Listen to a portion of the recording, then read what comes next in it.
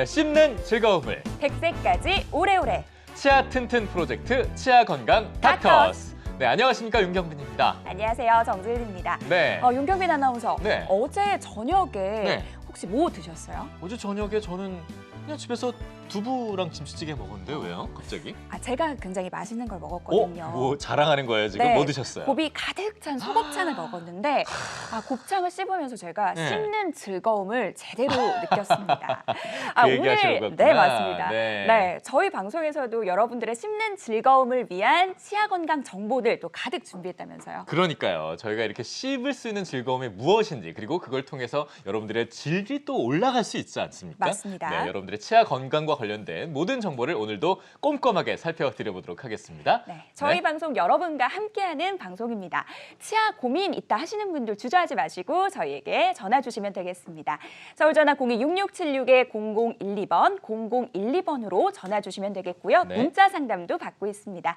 샵 8181번으로 치아 고민 보내주시면 저희가 상담 접수 진행해 드리도록 할 테니까요. 여러분들의 많은 참여 기다리고 있겠습니다. 네, 그럼 치아 건강의 지식도 쌓고 궁금증도 해결할 수 있는 치아 건강 닥터스 힘차게 출발하겠습니다.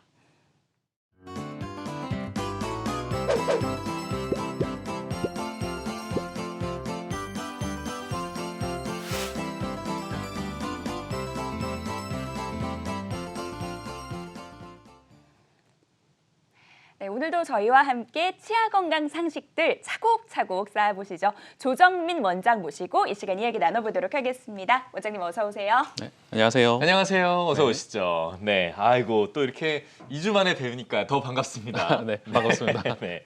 자, 코로나19가 정말 우리의 일상을 너무나도 많이 바꿔놓고 있습니다. 뭐 기침 예절은 물론이고 손 닦는 것도 그렇고요. 네. 그리고 뭐 사실 마스크 쓰는 것도 그렇고 맞아요. 너무나도 중요한 것들이 됐잖아요. 특히 저는 예. 마스크를 안 썼던 시절이 굉장히 전생같이 느껴지더라고요. 전생이요? 네, 그렇게- 그만큼 이제는 마스크를 안 쓰면 음. 더 이상하게 느껴지는 그런 시대가 도래된 것 같아요. 맞아요. 네. 없이 나갈 수도 없거니와 불안하기도 하고 여러 사람들이 피하기도 하고 없이는 살 수가 없는 세상이 됐죠. 맞아요. 네. 자, 이러다 보니까 마스크를 자꾸 쓰면서 뭔가 생활 속에서 불편함이 생기는데요. 뭐 마스크 쓰면서 숨쉬기 불편한 거는 이제 어느 정도 좀 적응이 됐지만 저는 이런 고민이 생겼습니다. 어떤 고민이요? 원장님한테 직접 여쭤봐야 될 것 같아요. 아, 그래요? 네, 뭐냐면요. 네. 아니 마스크를 쓰고 있으면 이게 다 좋은데 뭐 깨끗한 공기 마실 것 같은데 냄새가 나요. 제가 뭘 잘못 먹어서 그럴 수도 있겠지만 네. 공기 순환이 좀 아무래도 막혀 있으니까 자꾸 뭔가 좀 입냄새가 나는 것 같고 하루도 안 썼는데도 좀 침 냄새가 나는 것 같기도 하고 여러 가지 이유가 있겠죠? 네, 네. 맞습니다. 이제 마스크 자체가 냄새를 만들지는 않을 거고요. 예. 이제 마스크를 계속 쓰고 있게 되면 아무래도 이제 호흡이 힘드니까 음. 이제 입으로 호흡을 많이 하게 되고, 그럼 이제 구강 호흡을 하면 아무래도 입이 많이 마르죠. 말라서 네. 입이. 예, 입이 마르면 아무래도 입 냄새가 조금 더 증가하거든요. 또 음. 그리고 이제 마스크를 계속 쓰고 있으니까 대화를 하거나 뭐 기침을 하거나 할 때도 이 마스크 안쪽에 침이 묻으니까 조금 더 자기 입 냄새를 더 맡게 되겠죠. 저는 입이 건조해지면 입냄새가 날 수 있다라는 거는 처음 알게 됐어요. 그러게요.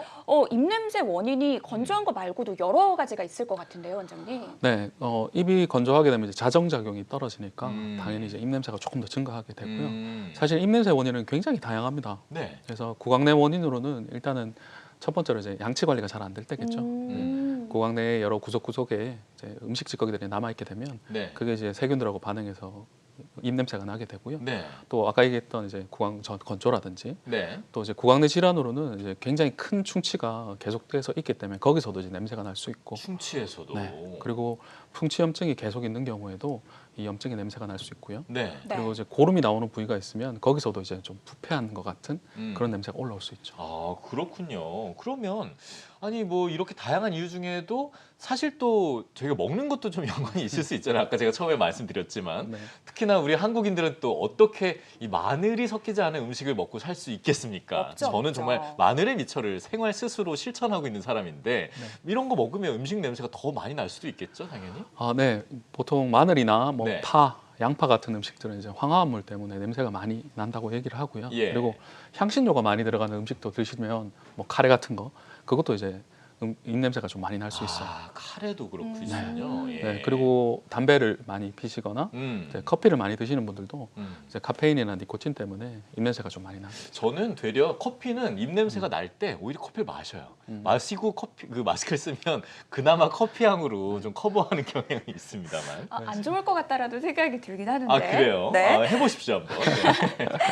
근데 그 원장님 사실 마늘도 저는 포기 못하겠고요. 카레도 포기 못하겠어요.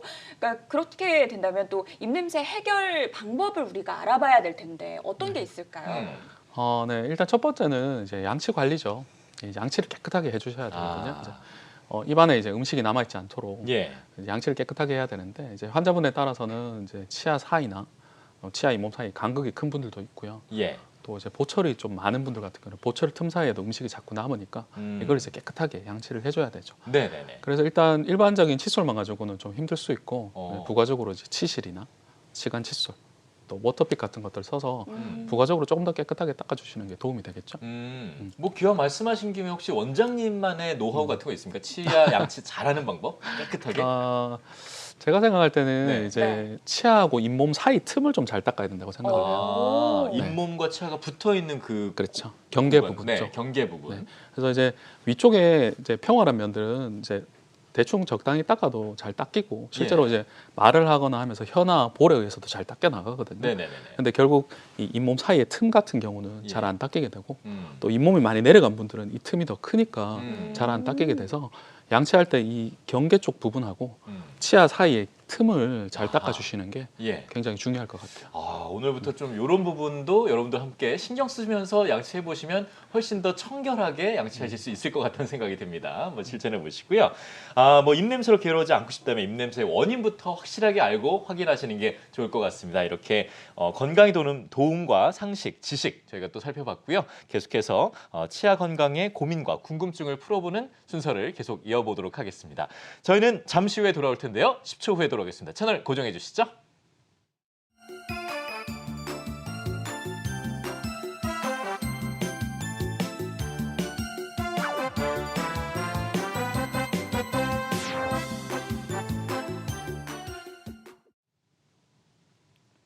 네, 고민과 궁금증을 시원하게 날려버려 드리도록 하겠습니다. 자, 건강하십니까? 시작해 보도록 하겠습니다. 네, 여러분과 함께하는 방송이죠.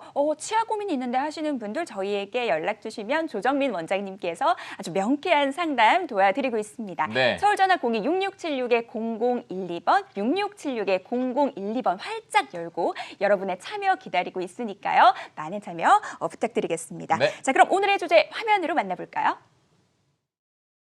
평균 수명이 길어지면서 중요성도 높아지고 있는 치아 건강. 하지만 치아 건강을 오래 유지하는 게 마음만큼 쉽지 않다. 노화나 질환, 사고와 잘못된 습관들, 치아 건강을 위협하는 요소들이 곳곳에 도사리고 있고 이로 인해 치아 기능이 저하되거나 상실되면 음식을 씹는 저장력은 물론 다양한 문제가 발생할 수 있다. 치아 상실로 인한 불편함을 해결하는 방법은 바로 임플란트. 하지만 생각보다 긴 치료 기간과 회복 기간 때문에 치료를 망설이게 하는데 임플란트 치료를 좀 더 빠르게 회복 기간도 줄일 수 있는 방법. 치아 건강 닥터스에서 알아보자. 네, 그렇습니다. 화면으로 만나보신 것처럼 정말 우리의 치아에 문제가 생기면 기본적으로 예전 같으면 뭐 틀니라든가 여러 가지 다른 방법들을 먼저 떠올릴 수도 있었겠지만 네. 지금은 정말 임플란트부터 생각할 수 있는 게 현실이잖아요. 그러다 보니까 임플란트에 대한 궁금증이 생기는데요. 자, 원장님, 이 임플란트는 그래도 다른 것보다 좀 시간이 좀 오래 걸릴 수 있을 것 같은 생각이 드는데 어떨까요? 네, 아무래도 임플란트 치료는 시간이 좀 걸리죠. 이제 골유착이 일어나는 기간을 기다려야 되기 때문에 예. 시간이 많이 걸리는데요. 일반적인 치료 과정을 보면 문제가 된 치아를 발치를 하고 발치된 부위가 나을 때까지 보통 3에서 4개월 정도 기다리고 완치가 된 발치아 부위에다 임플란트를 식립을 한 다음에 예. 골유착이 일어날 때까지 또 3에서 4개월 정도 기다리게 됩니다. 아하. 그리고 나서 이제 상부에 본을 떠서 인공 치아를 올리고 음식을 씻게 되는 거죠. 일반적인 임플란트 치료의 경우에는 치료 기간이 상당히 걸린다라고 네, 맞아요. 말씀을 해주셨는데, 네네네. 근데 한국인은 이 빨리빨리의 민족이잖아요. 그럼요. K-스피드라는 말이 있을 정도인데, K-스피드. 원장님 그러면은 우리 임플란트 치료에도 이 K-스피드를 장착할 수 있을까요? 네, 방법이 네. 있습니다. 이제 어. 환자분들이 오셔서 임플란트 상담을 하면 제일 많이 묻는 것 중 두 가지가 예, 아프지 않나요? 그다음에 음. 얼마나 걸리나요? 맞아요. 네, 그래서 통증만큼이나 시간이 오래 걸리는 것도 굉장히 고민을 많이 하신다고요. 예, 자, 몇 가지 방법이 있는데 일단 첫 번째로 앞에 말씀드렸듯이 치아를 발치하고 나서 발치아가 치유될 때까지 기다리는 게 아니라 치아를 발치함과 동시에 임플란트를 바로 식립하는 발치 즉시 식립 임플란트가 있고요. 네. 또 모든 경우에 가능한 건 아니지만 임플란트를 식립한 당일이나 또는 하루 이틀 안에 임시 치아를 바로 만들어 드리는 방법이 있습니다. 그럼 조금 전에 아까 말씀해주신 그 한 8, 9개월 정도 걸리는 임플란트 일반적인 상황과 네. 지금 이 상황과는 어떤 게 다른 거죠, 정확하게? 앞에도 말씀드렸던 부분이 예. 이제 치아를 발치하고 예, 네, 발치화가 나을 때까지 기다렸다가 치유된 뼈에다가 임플란트를 심는 방법이고요. 예. 제가 방금 말씀드린 것은 음. 그 기간을 기다리지 않고 음. 발치화 주변에서 임플란트의 고정을 잡을 만한 충분한 뼈가 있다면 기다리지 않고 발치했는 당일에 바로 임플란트를 심는 거죠. 아, 그럼 잇몸의 상태에 따라서 결국 사람마다 달라질 수 있다. 네, 그렇죠. 이게 포인트가 되겠네요. 네. 알겠습니다. 자, 좀 예후가 좋았던 사례를 직접 보면서 우리가 한번 이해를 높여봤으면 좋겠는데요. 네. 어떤 사례가 있었습니까? 네, 이 치료한 그 케이스를 같이 한번 보시죠. 네. 네.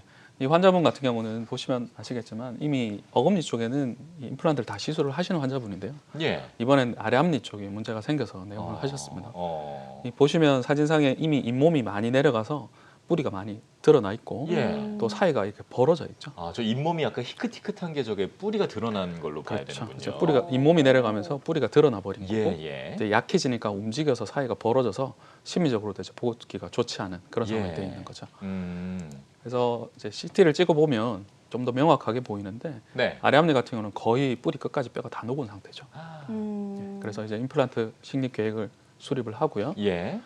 치아를 발치한 날 바로 임플란트를 식립을 합니다. 네네. 그럼 이 상태에서 그날 당일에 디지털 스캐너로 구강내 이미지를 스캔을 뜹니다. 예. 아, 네. 이렇게 바로 스캔을 뜨면 예. 구강내 3차원 이미지가 컴퓨터에 저장이 되고 음. 이 저장된 이미지를 가지고 임시 치아를 바로 디자인을 하는 거죠. 네. 그럼 이 디자인을 캐드캠 밀링 머신으로 전송을 하면 네. 이게 전송을 하면 이제 캐드캠 밀링 머신에서 몇 시간 안에 임시 치아를 완성해서 나오게 됩니다. 이게 사진을 보니까 정말 명확하게 이해가 되네요. 이렇게 그러니까요. 과정이 되는 거구나. 임시 치아가 예. 이렇게 뚝딱 만들어지다니 굉장히 신기하다 이런 그러게요. 생각이 드는데 한번 음. 결과도 확인을 네. 해볼까요? 네, 그렇게 이렇게 완성한 임시 치아를 이렇게 환자분 구강내에 장착을 해드리는 거죠. 음흠. 야, 깔끔하네요, 확실히. 네. 이제 보면 이제 색깔이나 이런 부분들이 조금 차이가 나긴 하는데 네. 이제 완벽하지는 않지만 네. 이렇게 해서 좀 부족하나마 저작이나 발음, 심미적인 문제를 해결을 하는 거죠. 근데 저게 쓰다 보면 또 옆에 치아들과 좀 색상이 비슷해지기도 하나요? 아무래도 재질이 레진 예. 재질이니까 착색이 조금 돼서 좀 어두워지긴 하는데요. 네.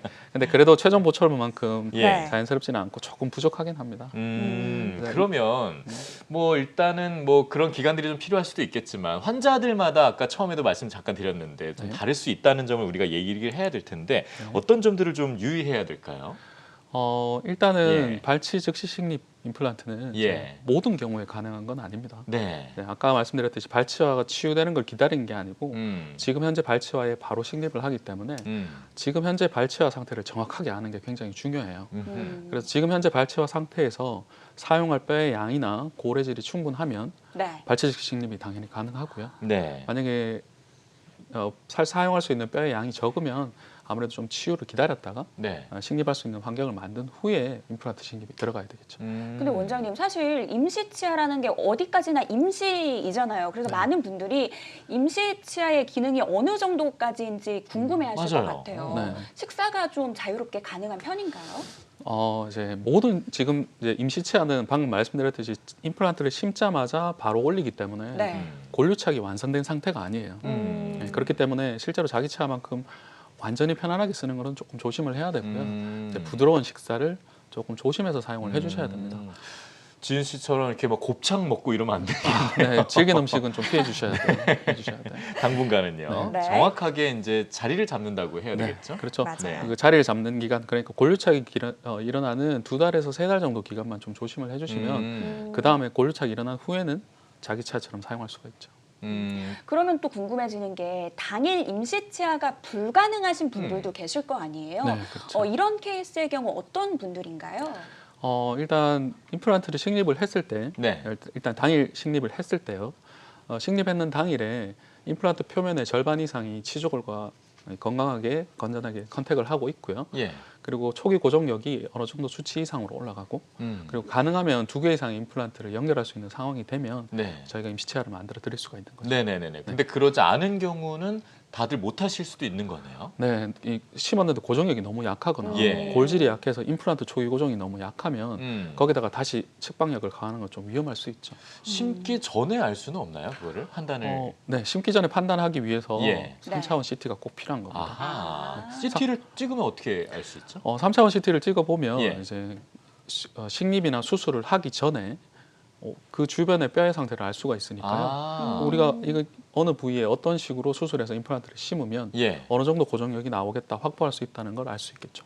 CT를 찍으면 이게 어떤 구조의 형태만 보는 게 아니라 잇몸의 상태까지도 파악을 할 수 있나요? 네, 그렇죠. 아. CT를 찍으면 단순하게 뼈의 이미지뿐만 아니고 예. 연쇄적 이미지까지 모두 다 인기되는데요. 근데 어쨌든 임플란트에서 중요한 것은 이제 뼈의 양과 형태니까 뼈의 이미지를 주로 보게 되는 거죠. 지금 요 사진을 같이 한번 보시면 네, 네. 보여주십시오. 이제 구강내 사진하고 엑스레이 사진이 있는데요. 예. 엑스레이 사진상에 보면 첫 번째 어금니 쪽이 잇몸이 녹아서 이제 검은 부분을 볼 수는 있는데 이제 정확하게 어느 정도나 어느 모양으로 녹았는지 알 수 없는 거죠. 네네네. 근데 상부에 있는 3차원 이미지를 보시게 되면 그냥 봐도 확연하게 주변 고래의 형태가 보이죠. 이렇게 형태 파악뿐만 아니고 이런 3차원으로 구성된 이미지 말고 단층으로 이미지를 또 잘라서 볼 수 있기 때문에 네. 골질까지도 파악이 가능한 거죠. 아하. 그러면 만약에 이런 상태에서 어떤 치료 방법, 어떤 수술 방법이 좋을지 예. 임플란트 디자인도 여러 가지가 있기 때문에 어떤 디자인의 임플란트가 좋을지도 결정할 수 있고 예. 네. 그러면 완벽하지 100%는 아니지만 수술하고 났을 때 어느 정도 고정력이 나올 수 있겠다는 것도 예상할 수 있는 거죠. 그러니까 그런 오차를 최소화할 수 있겠다라는 생각이 그렇죠. 들고 환자로서도 당연히 좀 안심하고 해볼 수 있겠다는 생각이 들 것 같아요. 맞아요. 음. 그러니까 우리가 일반적으로 임플란트를 심을 때도 예. 임플란트는 사실 뼈의 양이 굉장히 중요합니다. 그렇죠. 네, 뼈가 좋고 음. 골질이 좋고 그러면 아주 쉽게 짧게 할 수 있고요. 만약에 뼈가 많이 부족한 경우라면 시간이 걸리고 비용도 많이 들게 되는 거죠.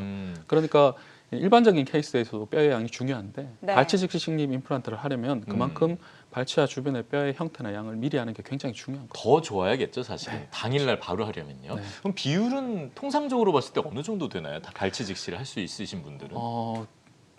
개인적이나 개인마다 다르고 네. 병원마다 다를 것 같은데요. 예, 예, 예. 저 같은 경우는 이제 병원에 오시는 환자분들 중에 CT를 찍어보고 예. 발치 즉시 식립이 가능한 분들은 거의 다 발치 식립을 하고요. 가령 너무 뼈가 적어서 좀 기다려야 되는 분들은 오히려 조금 천천히 시간을 들여서 안전하게 시술을 하는 편입니다. 요즘은 워낙 칼슘 같은 걸 잘 챙겨 드셔서 그런지 네. 뼈 상태가 좋으신가 봅니다. 그러면 네. 원장님 이 염증이나 충치가 있는 분들 같은 경우에는 어떤 식으로 또 치료가 진행이 되나요? 충치 같은 경우는 치아 자체의 질병이기 때문에 음. 충치가 있는 치아는 주변골에 뿌리에 염증이 달리지 않아서 주변골에 손상만 없으면 크게 상관이 없고요. 오히려 풍치가 문제인데요. 풍치요. 네, 풍치란 게 결국은 치아 주변에 이 감싸는 조직의 질환이기 때문에 예. 풍치가 오래되거나 음. 심하게 되면 결국은 뼈에 손상이 많죠. 정확하게 풍치라는 게 정말 어떤 걸 얘기하는 겁니까? 저는 잘 충치는 몰라서. 예. 충치는 치아 자체에 이게 벌레가 쉽게 말하면 벌레가 멀어서 네. 경조직이 손상되는 거라고 생각하시면 예, 되고요. 예, 단단한 예. 성분이. 풍치는 잇몸 질환으로 치아를 감싸고 있는 조직들의 질환이 생겨서 조직에. 그게 내려가고 예. 염증을 일으키는 거죠. 그런 차이가 있군요. 예. 그럴 네. 경우에는 그러면 일단은 바로 가능하기 어렵다라고 봐야 될 텐데요. 그렇죠. 남아있는 뼈의 양에 따라서 좀 다릅니다. 예, 예, 그래서 예. 한쪽이 무너졌더라도 음. 반대쪽에 뼈가 있고 바닥에 뼈가 있다면 고정을 잡아낼 수 있으니까 가능한데 만약에 정말 좀 매시브하게 그러니까 네. 풍치 상태에서 좀 오래 좀 방치가 되면 그 치아 형태 외형을 따라서 굉장히 크게 뼈가 손상되는 경우들이 있는데요. 그런 경우라면 사실은 좀 힘들게 되죠. 아무래도 이제 말씀하신 대로 이렇게 정밀한 진단을 통해서 환자에게 가장 최적의 방법을 제시할 수 있고 그런 치료가 가능할 수 있을 것 같다는 생각이 드네요. 네, 맞습니다. 예, 혹시 준비된 자료 같은 게 있을 것 같은데요? 이렇게 네. 진행된 사례가요? 네, 지금 이 치아 차례를 한번 보시죠. 예, 네. 예, 예. 지금 보시면 이 환자분은 이제 이 오른쪽 위쪽에 보면 긴 브릿지를 옛날에 하셨어요. 네. 근데 이제 브릿지가 이제 예전만큼 씻기가 힘들어서 병원을 내원을 하셨는데 이 음. 보면 이 세 개에 걸려 있는 치아 중에 가운데 있는 송곳니를 제외하고 양쪽 치아가 다 뼈가 다 녹아내린 상태인 거죠. 아이고. 네, 이렇게 되니까 힘을 받쳐주지 못해서 예. 옛날만큼 씹을 수가 없는 거죠. 네네네. 네, CT를 보면 좀 더 정확하게 나오는데 예. 양쪽 치아는 뿌리를 따라서 뼈가 완전히 흡수가 된 상태입니다. 그래서 치료 계획을 잡아서 네. 치아를 빼자마자 바로 임플란트를 심었고요. 예. 네, 그리고 앞에 설명드렸듯이 스캔을 떠서 고학내 이미지를 획득한 다음에 디자인해서 제작한 임시 치아를 이렇게 끼워드리는 거죠. 아. 자, 이 환자분 케이스에서 보셔야 될 건 뭐냐면 예. 네. 왼쪽은 이미 기존에 시술했던 임플란트가 있고 네. 자기 치아가 있죠. 예, 예. 그래서 음식은 그쪽으로 저작이 가능한 상태고 이제 앞니 브릿지가 없으니까 앞니에서부터 반대쪽 작은 어금니까지 임시 치아를 바로 해서 심미적인 문제는 해결해 드리는 거죠. 근데 오른쪽 위쪽의 임플란트는 뼈의 양이 그렇게 많지 않기 때문에 고정력이 약해서 임시 치아에서는 제외한 걸 볼 수 있습니다. 이게 사진에서 오른쪽입니까? 아니면 저희가 봤을 때 예, 환자분의 오른쪽입니다. 환자분의 네, 오른쪽 환자분의 얘기하시는 오른쪽. 거죠? 아. 3차원 CT 진단을 통해서 예. 보다 진짜 정밀한 치료가 가능하다라는 생각이 드는데 네. 사례를 더 보면서 얘기를 나눠보고 싶어요. 네. 이번에는 60대 남성분 사례 한번 만나볼까요? 네. 일단 이 환자분 같은 경우는 이제 사진을 한번 보시게 되면 위쪽 앞니랑 어금니가 많이 발치가 됐죠. 예, 예. 그래서 쉽게 말하면 일단 음식을 씹을 만한 어금니가 없는 상태입니다. 그리고 남아 있는 치아들도 주변의 뼈가 다 흡수된 걸 엑스레이상에 볼 수 있어요. 예. 네, 그래서 음식을 씹기가 힘들어서 이제 내원을 하신 거죠. 네. 그래서 CT를 보고 마찬가지로 수술 계획을 잡았는데요. 이 환자분은 위쪽은 전체 틀니로 그리고 아래쪽은 전체 임플란트로 계획을 잡았습니다. 네, 상하 발치를 하는 그날에 아래쪽에는 디지털 가이드를 이용해서 당일 식립을 다 완료했고요. 예. 그리고 위쪽에는 미리 만들어 놓은 틀니를 끼워드린 상태에서 스캔을 뜨는 거죠. 그렇게 구분해서 치료를 하신 방향이 이유가 따로 있을까요? 잇몸이 안 좋아서인가요, 혹시? 일단 일반적으로 아래 턱뼈는 윗턱뼈보다 강도가 좀 강하고요. 예. 그리고 어금니 쪽에서는 항상 상악동이라는 내부 구조가 있기 때문에 예. 이 몸뼈의 양이 좀 아무래도 아래쪽보다 부족한 경우가 더 많아요. 위쪽이. 네. 음. 그러니까 골질도 약하고 네. 또 뼈의 양이 적은 경우가 많으니까 네. 임플란트를 바로 심어서 고정을 바로 얻기가 이제 평균적으로는 위쪽이 조금 더 어렵습니다. 그래서 저렇게 위에는 틀니를 해드리고 아래는 임플란트를 해드렸을 때 어떻게 결과가 좀 이어졌습니까? 네, 그래서 예. 이렇게 이제 디자인한 임시 치아를 구강내에 장착을 해드리면 예. 이렇게 되는 거죠. 뭐 가지런하네요, 일단은. 네. 이렇게 되면 음식의 저작적인 부분이나 모든 부분을 이제 틀니와 아래쪽 고정된 임시 치아로 이제 해결을 하는 거죠. 지금 저는 그게 궁금합니다. 방금 저작력이라는 걸 말씀하셨는데 네. 위에는 틀니를 하고 아래는 임플란트 하는데 이게 저작하기에 딱 들어맞게끔 맞출 수 있나? 이런 불안감이 살짝 들었거든요. 네. 교합을 맞추는 거는 예. 심는인과는 조금 별개의 문제고. 아하. 네. 그래서 이제 정확하게 맞추기 위해서 앞에 사진에서 수술 후에 미리 들리를 장착하고 스캔을 예. 떠서 거기에 맞게 아래쪽 임시차를 장착을 해드리는 거고요. 아. 네. 그리고 틀니는 통상적으로 자기 치아에 비해서는 저장력이 10분의 1도 되지 않습니다. 아하. 그래서 아래쪽에는 완전히 그냥 풀로 교합을 맞춰드려서 예. 음식을 씹을 수 있도록 해드리고 향후에는 결국 위쪽도 이제 임플란트로 진행을 하셔야 되죠. 그럼 교합 같은 거는 크게 이렇게 오차 없이 거의 다 딱 들어맞게 해주시는 거군요. 네, 그렇죠. 이제 디지털 스캔을 뜨게 되면 예. 지금 현재 내의 상하의 교합이라든지 임플란트 위치가 정확하게 인기되니까 거기에 맞는 임시 치아를 디자인해서 바로 제작을 하는 거죠. 아유, 전 안심이 됩니다. 이제 이 얘기를 듣고 나니까요. 네, 조정민 원장님과 함께 또 임플란트 이야기 나눠보고 있는데요. 예. 많은 분들이 지금 또 상담 전화를 주고 계세요. 네네네. 지금 방송 보시면서 지금 전화하기에 너무 늦은 게 아닌가라는 아닙니다. 생각들. 네, 아닙니다. 네. 생방송 중에 저희가 상담 전화 받고 있는데요. 예. 서울 전화 02-6676-0012번, 02-6676-0012번 전화 주시면 저희가 상담 접수 진행해 드리도록 하겠습니다. 네. 먼저 이 문자가 들어와 있다고 하는데요. 네. 문자 사연 화면으로 만나볼까요? 네. 자, 30대 여성분이네요. 일단 충치가 심하게 생겨서 임플란트를 하게 됐습니다. 아이고. 치아 배열로 예전부터 스트레스를 받아서 충치 치료가 다 끝난 후에 교정을 하려고 하는데요. 임플란트 후에도 교정을 또 할 수 있나요? 라고 질문을 주셨어요. 그러니까 일단은 충치 치료를 하시고 지금 임플란트를 한 다음에 교정까지 또 해야 되는 상황인 것 같아요. 원장님, 가능한 상황이 될까요? 네, 당연히 가능하죠. 어. 네, 근데 하지만 이건 알고 계셔야 되는 게 예, 치아는 교정을 통해서 이동이 가능하지만 예, 네. 임플란트는 교정을 통해서 이동이 되지 않습니다. 그렇겠죠. 네, 왜냐하면 이제 자기 치아가 뼈에 붙어 있는 양상과 임플란트가 골류차 가는 양상이 다르기 때문이거든요. 예, 그래서 만약에 지금 혹시 임플란트를 이미 시술을 하신 상태라면 네. 네. 그 치아를 기준으로 두고 다른 치아를 이동을 해서 치아를 배열을 하고요. 혹시 나중에 필요하면 보철모를 교체해서 교정 후에 교합에 맞춰야 될 수도 있습니다. 그리고 혹시라도 지금 아직 교정을 시작하지 않으신 단계면 임플란트 전에 교정부터 먼저 시작을 하시고요. 교정이 거의 마무리돼 갈 때쯤 해서 임플란트를 심고 브라켓을 떼는 시점에 맞춰서 보철을 해서 마무리하시는 게 순서적으로는 더 유리할 겁니다. 근데 조금 이해가 잘 안 되는 게 어차피 임플란트를 할 건데 네. 교정을 먼저 한다는 게 무슨 의미인가요? 왜냐하면 이제 예. 교정을 하게 되면 치아가 예. 전체적으로 움직이게 되죠. 예, 그러면- 잇몸 상태도 바뀌나요? 그렇죠. 잇몸 상태도 좀 바뀌고요. 예, 예, 예. 그리고 임플란트를 심게 되면 지금 현재 치열에서 가장 적절한 위치를 골라서 임플란트를 심는데 네, 네. 치열이 바뀔 거니까 네. 그걸 100% 예상할 수는 없는 거죠. 아하. 네, 그렇기 때문에 교정이 어느 정도 돼서 치아 위치들이 어느 정도 정해진 후에 임플란트를 심는 게 나중에 보철을 할 때 좀 더 적절하고 예쁜 보철을 만들 수 있겠죠. 그렇기도 하고 사실 그런 순서대로 하지 않으면 나중에 두 번, 세 번 또 일을 할 수도 있게끔 될 수도 있겠네요. 네, 그래서 만약에 임플란트가 이미 심겨져 있는 상황이라면 예. 교정을 할 때 그 임플란트 위치를 고려해서 교정을 하고 음흠. 나중에 혹시 필요하면 네. 보철물을 교환을 하는 걸 아마 고려를 하셔야 될 거예요. 어쨌든 임플란트가 된 후에는 교정은 불가능하다. 불가능한 건 아니고, 아, 예. 네, 불가능한 건 아니고 예, 예, 예. 임플란트는 교정으로 움직이지 않습니다. 아, 그래서 그런 임플란트를 얘기군요. 한두 개 하셨더라도 예, 예. 전체 교정은 하실 수 있습니다. 아, 그렇게 이해를 해야 되는 거군요. 일단은 어렵네요. 교정 치료 먼저 한 이후에 임플란트를 하는 것이 좋겠다라고 맞습니다. 정리해 보도록 하겠습니다. 네. 지금 계속해서 많은 분들이 사연 보내주고 계신데요. 문자 상담 한 분 더 만나보도록 할게요. 네. 네, 50대 여성분이 연락 주셨네요. 12년 전에 어금니 임플란트를 했습니다. 3달 전부터 임플란트한 어금니 잇몸에 통증이 있어서 이 어금니를 자세히 보니 많이 작아진 것 같고요. 또 양치질 할 때 잇몸 주위에 통증이 오기 시작하는데 혹시 임플란트를 다시 해야 하는 건가요? 라고 사연 보내주셨습니다. 네. 아무래도 임플란트를 한 지 기간이 좀 오래됐기 때문에 다시 불편함이 생기신 것 같아요. 이분 같은 경우는 어떻게 하는 게 좋을까요? 그러게요. 12년이나 되셨어요.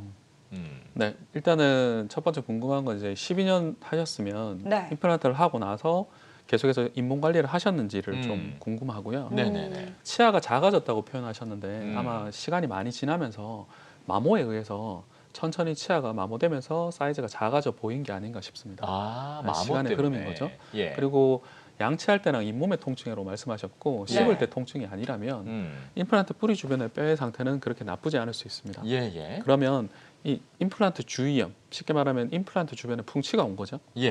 그럴 때는 풍치 치료를 하는 방법이 있습니다. 어허. 통상적인 스케일링 말고도 임플란트 표면에 잇몸뼈가 녹아내려서 염증이 생긴 경우는 이제 레이저 큐레시라든지 거기에 상응하는 치료들이 있으니까 그런 치료를 하시게 되면 충분히 다시 사용하실 수 있고요. 네네. 그다음에 또 관리를 하면서 계속 쓰실 수 있는 거죠. 어. 근데 여기서도 중요한 건 네. 결국은 임플란트 주변에 뼈의 양이 얼마나 있느냐가 중요합니다. 네네. 그래서 CT나 임플란트 그 엑스레이 검사를 꼭 하셔서 음. 만약에 지금 현재 식립되어 있는 임플란트 주변에 뼈가 절반 이상 붙어 있는 상태라면 제가 말씀드린 잇몸 치료를 통해서 다시 사용 가능하고요. 예. 만약에 절반보다 더 많이 녹아내렸거나 혹시 그 이상일 경우에는 정말 임플란트를 재식립하거나 재치료를 해야 되는 경우도 생길 수 있죠. 아, 제일 중요한 건 일단 병원에 가셔서 뼈의 양 상태를 네. 체크해 보셔라. 맞습니다. 네. 임플란트 주변의 뼈의 양을 정확하게 파악을 하셔야 돼요. 예, 알겠습니다. 저는 이분의 상담을 해드리면서 이런 생각이 좀 들었어요. 어떤 생각이요? 아니 문자 참여도 너무 좋은데 네, 정확하게 원장님께 직접 여쭤보실 수 있는 방법이 열려 있거든요. 맞아요. 생방송 중에만 가능한 이 전화 찬스라고 말씀을 드리고 싶은데요. 전화를 통해서 한번 구체적으로 상담을 또 받아보시기를 부탁드려보도록 하겠습니다. 네. 네, 계속해서 또 임플란트 이야기 나눠보도록 할게요. 네. 원장님, 근데 임플란트라고 해서 영원한 건 아니잖아요. 네, 그 자연 치아처럼 좀 손상되는 경우도 있을 것 같은데 어떤 케이스들이 있을까요?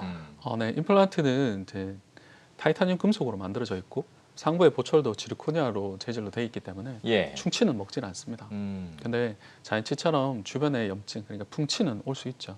그래서 풍치가 오게 되면 앞에 사례에서도 말씀해드렸던 것처럼 이제 잇몸에서 피가 나거나 냄새가 난다거나 그런 것들이 생길 수도 있고요.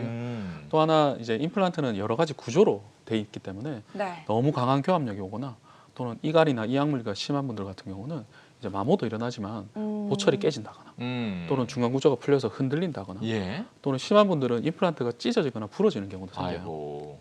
그럼 이렇게 단순하게 상부의 문제라면 보철을 교체한다거나 해서 하면 되지만 예. 임플란트 자체가 파괴된 경우는 이제 임플란트를 제거를 해야 되는데요. 그렇겠죠. 네, 그럴 때는 이제 골류착이 된 임플란트를 제거하는 건 생각보다 그렇게 간단치는 않습니다. 어. 그래서 골류착이 된 주변의 치아들을 조금 삭제를 하고 임플란트를 뽑아내야 되기 때문에 아무래도 주변에 데미지를 입게 되겠죠. 예. 그러면 그 전의 상태보다는 주변의 뼈의 양이 줄어들기 때문에 리커버리하기 위한 재수술을 할 때 조금 더 난이도가 상승하는 거죠. 그러면 한 번 기왕 임플란트를 식립하고 나서 이걸 최대한 좀 잘 쓸 수 있도록 관리도 되게 중요할 것 같다는 생각이 들어요. 네, 맞습니다. 그래서 예. 자기 치아만큼이나 또는 예. 자기 치아보다 더 열심히 음. 양치를 하고 깨끗하게 유지를 하고 또 정기적으로 스케일링을 반드시 좀 해주셔야 돼요. 그래야지 힘들게 시간을 들여서 했는 임플란트를 더 오래 사용을 하실 수가 있죠. 임플란트를 해도 스케일링을 하는군요. 네, 그럼요. 아. 네, 임플란트뿐만 아니라 구강 내에 있는 모든 구조물에는 치석이 네. 붙게 돼 있어요. 예. 네, 그렇기 때문에 양치와 스케일링은 꼭 해주셔야 됩니다. 여러분 들으셨죠? 관리가 그러니까요. 이렇게나 중요합니다. 맞습니다. 방송 보시면서도 양치하면서 음. 시청하시면 굉장히 도움 되실 것 쉬는 같네요. 시간에 한번 이렇게 양치 가끔 하시는 것도 좋을 것 같고 네. 그만큼 자기 관리, 자기 치아 관리에 대해서 뭐 나중에 또 하면 되지 뭐 이런 생각보다는 지금 받으신 임플란트 자체를 잘 활용할 수 있겠다라는 생각을 좀 가지시는 게 좋을 것 같은데 네. 이거와 관련된 좀 사례를 좀 살펴볼까요, 원장님? 네. 네. 자, 지금 제가 치료했던 케이스인데요. 예. 저 보면 앞니 브릿지가 흔들리고 왼쪽 위에 임플란트 때문에 내원을 하셨어요. 왼쪽에 임플란트를 식립을 하셨는데 보면 뼈보다 밖에 나와 있죠. 그래서 주변에 문제가 생겨서 이제 뼈도 녹아내린 상태가 된 거죠. 그래서 앞니 브릿지 쪽에도 중치랑 풍치가 같이 와 있는 그런 상황입니다. 아이고. 그래서 CT를 찍어서 이제 치료 계획을 잡고요. 예. 이분도 마찬가지로 이제 임플란트랑 기존의 임플란트랑 앞니 브릿지를 발치를 함과 동시에 문제가 생긴 아래 앞니 쪽에 임플란트를 바로 식립을 합니다. 네네. 식립을 하고 수술 당일에 스캔을 뜨고 스캔 뜬 이미지상에서 마찬가지로 이제 임시 치아를 제작을 하는 거죠. 예. 네, 이렇게 제작된 임시 치아를 고강 내 장착을 바로 해드리는 거죠.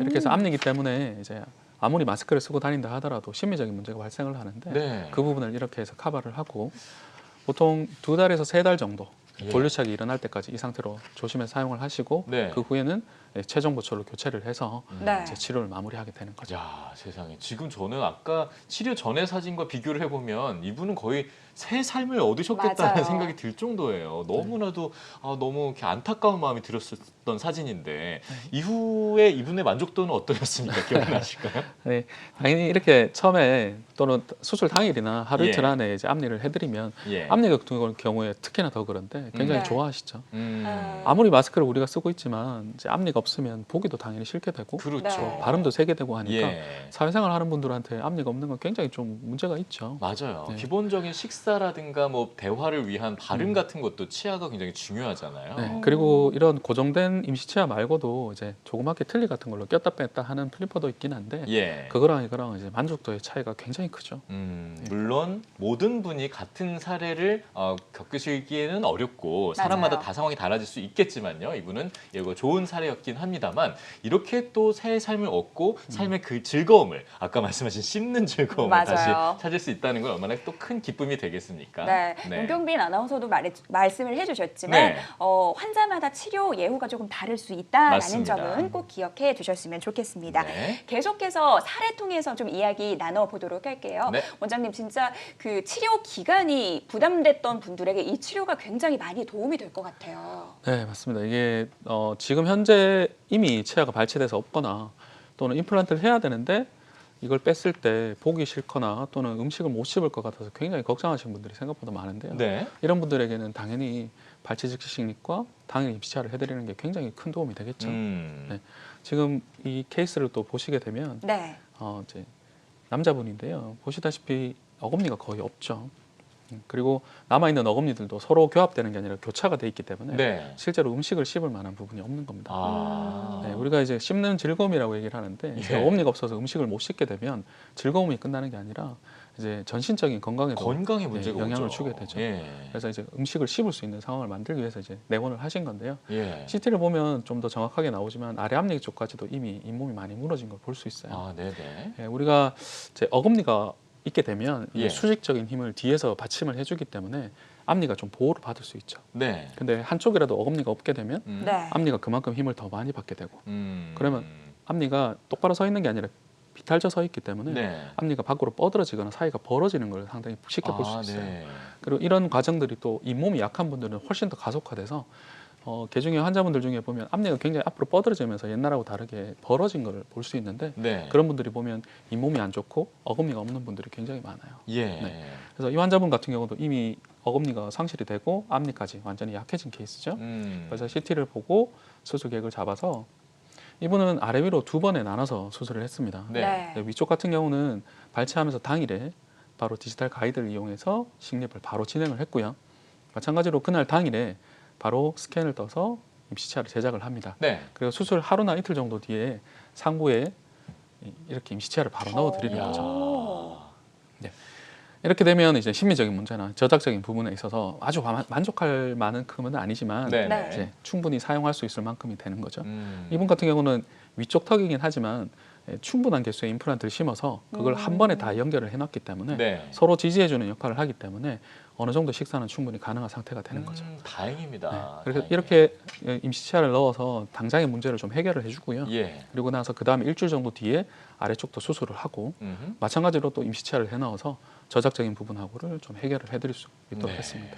저는 이렇게 지금 계속 말씀을 듣다 보니까 이분께 참 다행인 치료를 해드렸지만 제일 중요한 건 결국은 평소에 관리라는 생각이 너무나도 많이 드는데요. 맞아요. 아까 치아 관리는 얘기해 주셨지만 잇몸도 좀 관리할 수 있는 좋은 방법이 있습니까 혹시?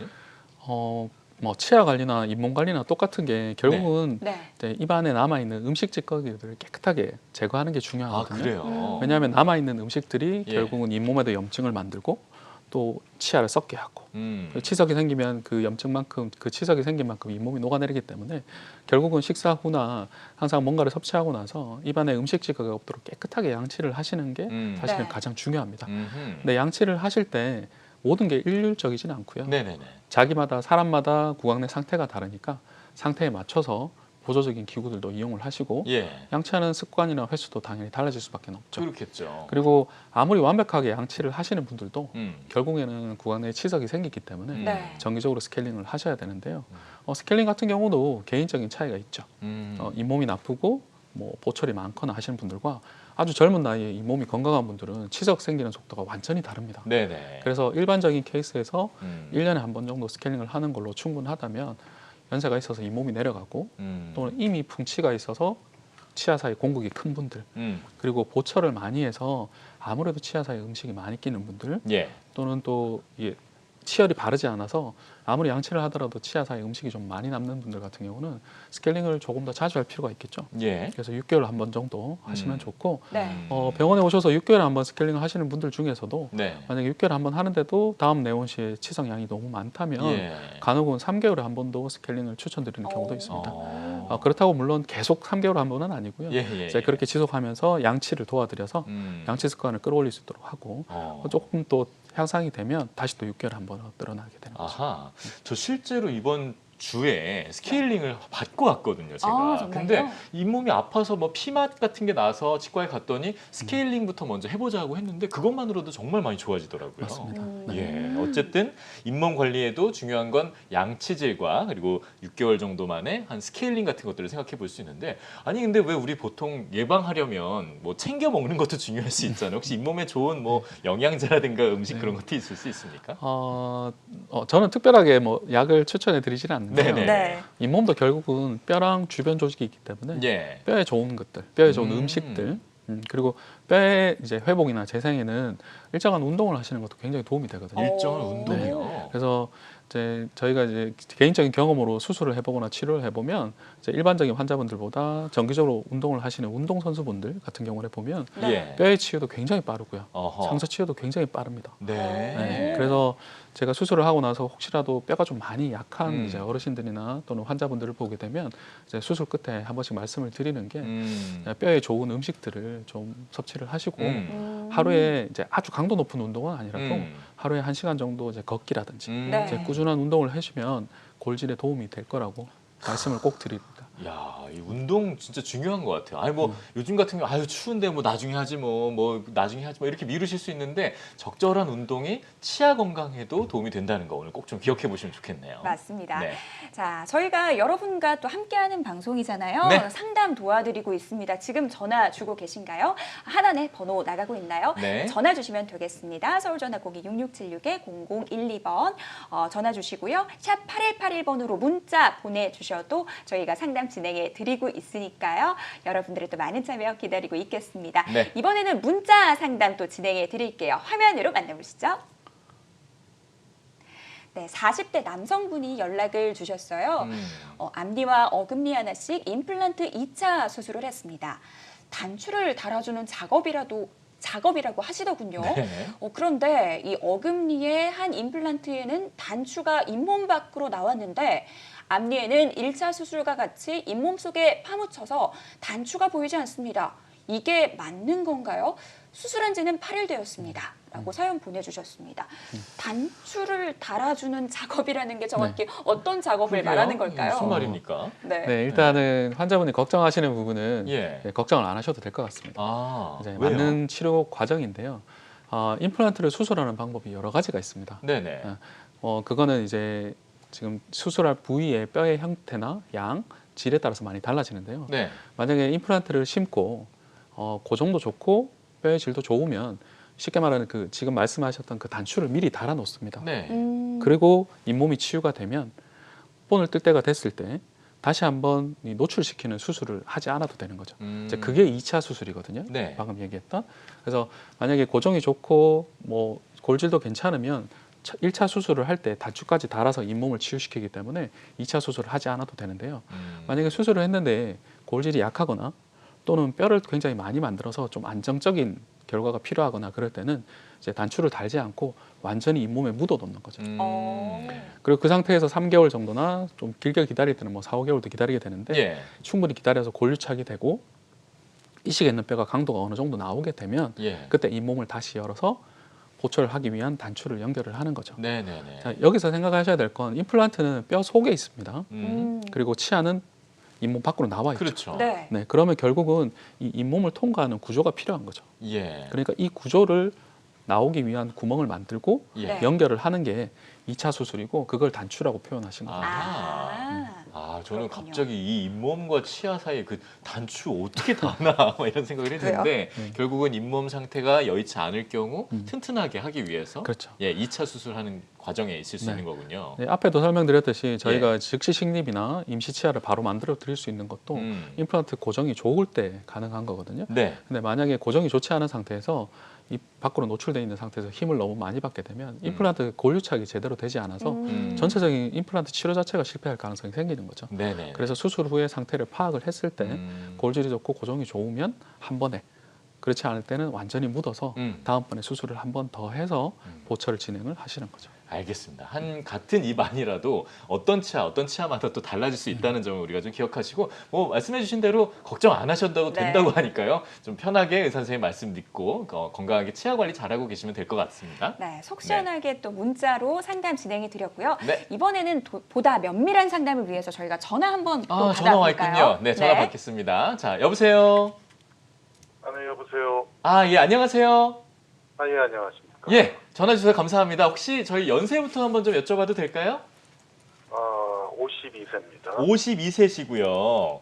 예. 오늘 어디가 좀 불편하셔서 전화를 주셨습니까? 제가 왼쪽 위쪽이죠. 예. 어금니랑 앞니 사이에 이가 하나를, 그러니까 그쪽 잇몸이 좀 염증이 생겨서 많이 부었었어요. 예, 예. 네. 그래서 일단 병원에 치과에 급하게 가가지고 일단 염증 치료를 했는데 그 부은 잇몸에 있는 그 이가 지금 많이 흔들거리더라고요. 흔들거렸다고요? 예, 그래서 네. 지금도 흔들거리고 있는데 예, 예. 이런 경우에도 그 발치 즉시 임플란트가 혹시 가능한지 아. 그래서 좀 전화드려봤습니다. 혹시 불편하신 지는 얼마나 되셨어요? 한 2달 정도 됐는데 워낙 네. 일이 바빠가지고 제가 급하게 그냥 치과 가서 염증 치료만 하고 아직 제대로 된 치료는 안 받았어요. 예, 예, 예. 아, 그런 상태군요. 지금 2달 정도 되셨는데 잇몸 때문에 뭔가 흔들림이 느껴지시고 혹시 더 필요한 게 있으면 좀 한번 여쭤봐 주시겠습니까, 원장님? 네, 아버님 혹시 그 치료하기 전에 그러니까 예. 고름이 나오고 염증이 생겼다고 느끼시기 전에도 혹시 그 치아가 좀 흔들렸었나요? 평소에는 그렇게 느끼지 못했는데 음, 그 잇몸이 붓고 나서 이제 그게 좀 느껴지더라고요. 그죠. 그러면서 치료하러 가니까 거기 그 원장님께서 지금 치아가 많이 흔들린다 말씀을 하시더라고요. 그러면 치료한 후에 이제 동요도가 처음에는 많이 흔들렸다가 염증 치료 후에 조금 흔들리는 게 좋아졌어요? 아니면은 지금도 여전히 비슷한 정도로 흔들리나요? 비슷한 것 같습니다. 스케일링은 어떠세요? 평소에 정기적으로 받으셨나요? 1년에 2번씩은 갔었는데 올해는 좀 뭐 코로나다 뭐다 해가지고 좀 못 갔네요. 네, 코로나 때문에 스케일링 걸으시는 분들이 조금 가는 계신데요. 예. 네. 지금 일단 말씀하시는 걸로 봐서는 치아 주변 조직에 어느 정도는 좀 데미지를 입은 것 같습니다. 근데 치아가 동요도가 있는 게 염증에 의해서 염증의 압력이 치아를 쉽게 말해 들어 올리는 식이 돼서 일시적으로 동요도가 생기는 경우도 있고요. 그리고 원래 동요도가 있던 게 염증이 생기면서 더 심해지는 경우도 있습니다. 네. 그래서 동요도의 정도에 따라 좀 다를 것 같고요. 그리고 이 부위에 따라서 어금니 쪽 같은 경우는 상부에 상악동이 있기 때문에 동요도가 어느 정도 생겼다면 대부분 뼈의 양이 부족한 경우가 많은데 만약에 작은 어금니 부위라면 지금 말씀하신 앞니와 어금니 사이니까요. 예. 그때는 상악동의 위치가 뒤쪽에서 상부로 올라가기 때문에 그 아래쪽에 뼈의 양이 충분히 있는 경우도 있습니다. 그래서 흔들려서 주변의 뼈가 좀 흡수가 됐더라도 네. 그 아래쪽에 깊이 있는 환자분 기준으로 보자면 위쪽이겠죠. 위쪽에 베이스에 뼈가 좀 더 있다면 거기에 고정을 잡아서 즉시 식립도 가능할 수 있습니다. 그래서 중요한 건 지금 현재 환자분의 주변의 뼈의 양과 형태가 굉장히 중요하거든요. 그래서 CT 검사를 일단 먼저 좀 하셔서 지금 흔들리는 치아 주변에 남아있는 뼈의 양과 형태를 좀 파악을 하셔야 됩니다. 그래서 보통 위에 작은 어금니 같은 경우는 흔들리거나 염증이 생겨도 보통 바깥쪽으로 생기거든요. 아마 부어오른 부분이 바깥쪽일 것 같은데 그런 경우는 바깥쪽에 뼈가 소실이 되더라도 네. 입천장 쪽에 뼈의 벽은 살아있고 그리고 베이스의 아래쪽에 잇몸뼈가 살아있는 경우가 있거든요. 예. 그러면 아래에 있는 뼈를 이용해서 즉시 식립이 가능할 수 있고 예. 뼈의 벽에 기대서 바깥쪽에는 뼈를 만들어 올리는 수식을 같이 진행할 수 있습니다. 네네. 그 CT 검사를 통해서 뼈의 양이라든지 형태를 좀 정확하게 알아봐야지 일단 진단이 파악하시고. 네, 그쵸. 가능하다라고 하니까요. 맞습니다. 꼭 그 가까운 병원 내원하셔가지고 상담 받아 보셨으면 좋겠습니다. 맞습니다. 얼른 좀 건강 다시 좀 찾으셨으면 좋겠네요. 네. 전화 주셔서 자, 감사하고요. 계속해서 네. 빠른 치료가 가능한 또 디지털 임플란트 이야기 나눠보도록 하겠습니다. 네. 원장님, 이 사례를 보다 보니까요. 저는 개인적으로 그 치아를 상실하신 분들이 굉장히 나이가 많으신 분만 상실하는 줄 알았는데 치아를 상실한 연령이 상당히 다양하네요. 네, 그렇죠. 네. 이게 단순하게 풍치라든지 그런 것만 있는 게 아니고 네. 이제 심한 충치라든지 음. 또는 이제 사고에 의해서 치아가 부러지거나 깨져서 빠지는 경우도 있기 때문에 예. 딱 연령대가 적혀진 건 아니고요. 어. 단지 이제 젊은 분들은 충치나 사고에 의해서 외상에 의해서 치아를 잃는 경우가 많고 예. 연세가 있는 분들은 아무래도 잇몸이 내려가고 약해지니까 풍치에 의해서 치아를 잃게 되는 경우가 더 많아지는 거죠. 사례를 통해서 계속해서 좀 이야기 나눠볼까요? 네. 네. 네. 지금 보시게 되면 자, 이 환자분도 이제 음식을 씹기가 힘들어서 50 내원하신 대신데. 분이거든요. 네. 생각보다 젊은 분인데 이제 양쪽의 어금니가 이미 많이 상실이 돼 있어요. 예, 없네요. 네. 그리고 남아 있는 어금니들도 뼈가 녹아내린 걸 볼 수 있고 이 위치가 많이 틀어졌죠. 뼈가 녹아내렸다는 건 잇몸 상태가 좋지 않다는 얘기겠죠? 그렇죠. 예. 잇몸이 많이 흡수되면서 잡아주는 힘이 약하니까 치아들이 이동을 해버린 거죠. 네네. 그리고 어금니가 받쳐주는 힘이 약하니까 결국 앞니까지 무너지게 되고 아. 앞으로 뻗어져서 예. 바깥쪽에 뼈가 많이 녹아내린 거죠. 네네네. 근데 CT를 보면 좀 더 정확하게 볼 수 있는데요. 아래 네. 앞니 쪽 같은 경우는 보면 거의 뿌리 끝까지 다 드러나 있죠. 네. 그리고 방향도 앞으로 많이 뻗어지면서 벌어진 걸 볼 수 있어요. 네, 그만큼 잇몸이 많이 나빠지신 거죠. 예. 어떻게 도와드리셨나요? 네, 그래서 이분 같은 경우는 예. CT를 보고 계획을 잡아서 네. 일단 왼쪽 아래 위로 어금니를 먼저 시술을 했습니다. 네. 그리고 아래 앞니 쪽도 문제가 있는 부분을 앞니와 송곳니까지 임플란트를 빼자마자 바로 식립을 해드렸죠. 예. 네. 그리고 나서 바로 스캔을 떠서 입시 치아를 제작한 후에 이렇게 구강 내에 장착을 해드리는 거죠. 그렇게 해서 왼쪽은 이제 어금니 쪽에서 음식을 좀 씹어 드실 수 있도록 하고 네. 아래 앞니 쪽도 임시 치아를 통해서 이제 음. 보기 싫은 부분을 이제 해결을 해드리는 거죠. 비교적 어린 나이에 치아를 상실하셔서 굉장히 음. 또 마음의 상실감이 크셨을 것 맞아요. 같은데 빠른 치료를 통해서 음. 굉장히 만족할 만한 결과를 얻으셨지 않나라는 생각이 듭니다. 맞습니다. 근데 원장님 음. 이렇게 많은 분들이 빠른 치료를 당연히 원하시잖아요. 음. 근데 이제 그 치료하기 전에 꼭 알아야 될 주의 사항이 있을 것 같아요. 음. 어떤 게 있을까요? 네, 오늘 이제 제가 이제 말씀을 드렸던 부분은 이제 치아를 이미 상실했거나 또 빼야 되는데 이게 치아가 없어서 심리적으로나 씹는데 너무 불편할 것 같은 게 겁이 나서 잘 이제 치과를 못 나오시는 분들을 위해서 이제 도움이 될 만한 이제 즉시 식립과 입시 치아를 말씀을 드렸는데요. 네. 제일 중요한 건 치료를 미루지 않는 겁니다. 네, 음. 미루지 않고 제때 하셔야 더 어려운 상황이 되기 전에 치료를 받으실 수 있겠죠. 맞아요. 그건 모든 네. 질병에 그런 것 같긴 합니다만. 네, 맞습니다. 그쵸? 예. 그래서 지금 현재 임플란트를 계획을 하고 있거나 또는 생각을 하고 계시다면 더 미루지 마시고 치과에 내원하셔서 지금 현재 상태를 파악을 해서 조기에 좀 더 좋은 임플란트 치료를 받으실 수 있으면 참 좋겠습니다. 네, 오늘 원장님께서 짚어주시는 과정 중에 사실 충치하고 풍치 얘기를 정말 많이 해주셨거든요. 네. 네. 이게 뭐 충치는 사실 뭐 양치질을 좀 잘 못해서 올 수 있는 어떤 원인이 되겠다라고 생각이 좀 되는데 네. 풍치 같은 경우는 좀 왜 오는 거죠, 사실? 풍치도 마찬가지로 양치가 잘 안 돼서 온다고 생각하시면 될 아, 것 그래요? 같아요. 네, 체질적으로나 가족력에 따라서 조금 차이가 있긴 한데 양치가 잘 안 되게 되면 치아 주변에 치석이 많이 끼게 되죠. 예. 그럼 치석이 끼게 되면 치석이 그냥 단순한 돌덩어리가 아니라 표면을 보면 굉장히 다공성 구조고 쉽게 말해 세균이 붙어 살 수 있을 만한 이제 지배 역할을 합니다. 아. 그러니까 거기서부터 이제 세균들의 부산물들이 나오니까 예. 네. 치석에서부터 일정 거리까지 뼈가 저절로 녹아내리게 되는 거죠. 음. 그리고 치석이 점점 커지거나 많아지면 이 치석이 위로만 커지는 게 아니라 예. 잇몸 밑으로도 점점 자랍니다. 아하. 그래서 점점 더 커지고 색깔이 더 검은 이 치은 연화 치석들이 생기게 되는데 네. 그러면 거기서부터 또다시 잇몸뼈가 녹아내리기 때문에 아. 풍치염증이 점점 더 심해지는 거죠. 아유, 정말 그런 거야말로 하루빨리 잡아야겠네요. 맞아요. 예. 근데 원장님 임플란트를 하기 전에 관리도 상당히 중요하지만 하고 나서도 문제일 것 같아요. 앞에서 뭐 사례를 만나봤듯이 뭐 임플란트 주의염 이런 게 오신 분들도 계셨잖아요. 네. 그럼 임플란트 이후에는 관리를 어떻게 하는 게 좋을까요? 임플란트 치료는 쉽게 말해서 상실된 치아를 대체하는 새로운 치아가 생겼다고 생각을 하시면 됩니다. 그렇죠. 네. 근데 그 치아가 자기 자연 치아랑은 조금 다른 거죠. 근데 관리하는 방법은 자기 치아랑 같이 생각하시면 됩니다. 그래서 깨끗하게 양치를 하시고 정기적으로 스케일링을 하러 검진을 하러 오시면 되는데요. 예. 생각보다 자연 치아는 이제 뼈랑 붙는 구조에서 이 치근막이라는 구조 때문에 충격 완충이나 이런 부분들에서는 조금 더 유리한 면이 있지만 네. 임플란트는 골유착이라는 개념으로 뼈에 붙기 때문에 완충되는 구조가 없죠. 네. 그러다 보니까 임플란트는 보철이 잘 깨진다거나 예. 또 부러진다거나 또는 풀리는 경우들이 생기는데 네네. 그러니까 임플란트 치아를 하신 분들 같은 경우는 평소에 즐기시던 너무 단단한 거나 질긴 음식은 조금 피하시는 게 좋아요. 음흠. 왜냐하면 이 자기 치아만큼 완충이 안 되기 때문에 맞아요. 쉽게 치아 보철이나 이런 것들이 깨지거나 문제가 네. 생길 수 있는 거죠. 예. 그리고 또 양치 관리 같은 부분도 임플란트는 충치는 안 옵니다. 이제 금속으로 돼 있으니까. 네.